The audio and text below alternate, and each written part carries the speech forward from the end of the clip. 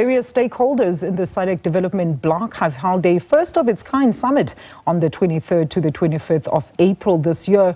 Now, the summit looked at developing a SADC Model Law on prison oversight that will actually be set as a benchmarking reference for national parliaments of SADC countries as well as other stakeholders in view of enhancing the functions of parliament to exercise oversight over the treatment as well as conditions of detainees. It also looked at a range of issues that were involved in parliamentary oversight of prisons. And most recently, South Africa's Correctional Service has come under the spotlight over its oversight at the country's prisons. Well, for more on this, let's now welcome Southern Africa Litigation Centre Head of Criminal Justice and Human Rights lawyer Chikondi Chijozi as we look, of course, at prison oversight in the SADC region. Chikondi, thank you so much for your time. We really appreciate you being with us today. So why was this type of summit essential?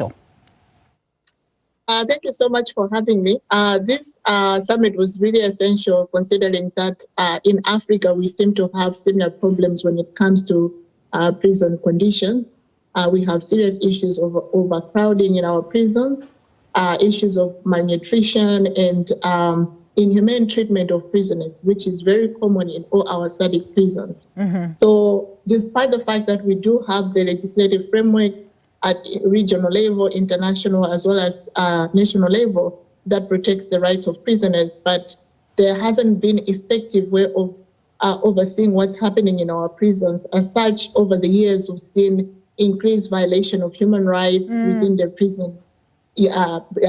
prison facilities. So this comes in very important because it creates a platform where the SADC Parliamentary Forum can exercise oversight over the prisons and enforce even the existing oversight bodies that already are existing in our respective countries. Very interesting indeed, Chikondi, because we've seen some harrowing videos of inhumane living conditions that have been shared, like across the various platforms. We can even name them here, but I mean, it's going to take us all day. But we are pretty much aware of how some of the countries actually treat some of their prisoners. And I suppose more interesting then would be the question as to why does it matter then for independent bodies to do oversight? How does this all tie in?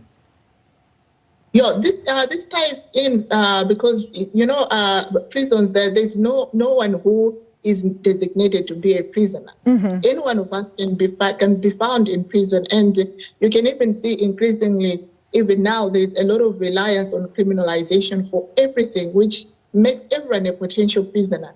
As such, we need to make sure that we have ways of having oversight over those people that are detained, because those that are detained, they lose their freedom to do anything. They're at the mercy of the state. And that's why we have all these legislative frameworks that are there to protect those people.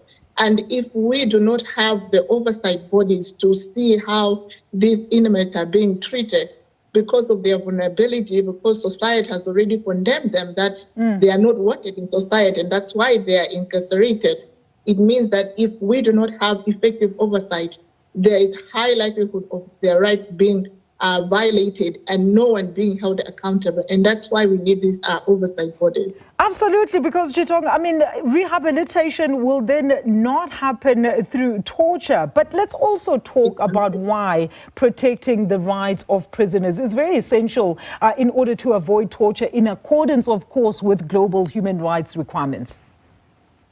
Exactly. It is important to protect prisoners, because remember that the way the criminal justice system is designed when it comes to incarceration is to punish the person by limiting their right to liberty.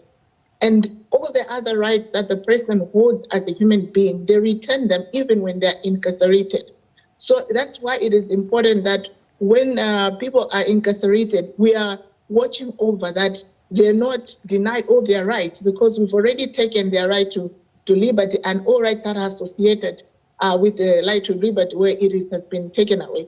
But any other rights, right to food, health, education, all of that remains with the person. And if we do not have proper oversight, considering the nature of vulnerability of prisoners, there's a high likelihood that people can lose all their rights because of just being incarcerated. You know, we had a very interesting debate in the country recently, Chitonga, when our Minister of Correctional Centres, I suppose, said, of course, I think he was thinking around introducing a certain meal plan for these prisoners. And it got the country talking quite a lot. Many were divided in that, you know, is this going to sustain these prisoners? While others were saying, well, you're not going to prison to go there and have a 3-course meal, so there should be some sort of curtailing as well as structuring when it comes to all these things. And also maybe talk to us then, Chikondi, about also the significance of monitoring if the state resources are actually well managed. I know you mentioned it earlier in our interview in the prison facilities. There's been quite a few incidents as well, even deaths that have been reported at some of these facilities, escapes and even allegations of internal corrupt activities. Yes, and just to comment on that, because the sentiments that have been shared about improving the nutrition in the prisons and how we're going to make the prisons more comfortable. Some people have said we're going to make the prisons a hotel. But what we have to understand is there are state minimum standards. And when you look at those state minimum standards, they don't set a standard of a hotel for a prison. It's just basic minimum for a human being to live. So, and I was joking the other day that even if we were to make our prisons look like a hotel, imagine if you had to stay in a hotel all your life, you have no access to your family, you can't talk to people, you can't do all the things you love to do. It won't feel like a hotel at all. And that's not what we advocate for when we say we want good conditions in prison. It's just basic needs of a human being. Because what we have right now in our prisons is people eating once a day.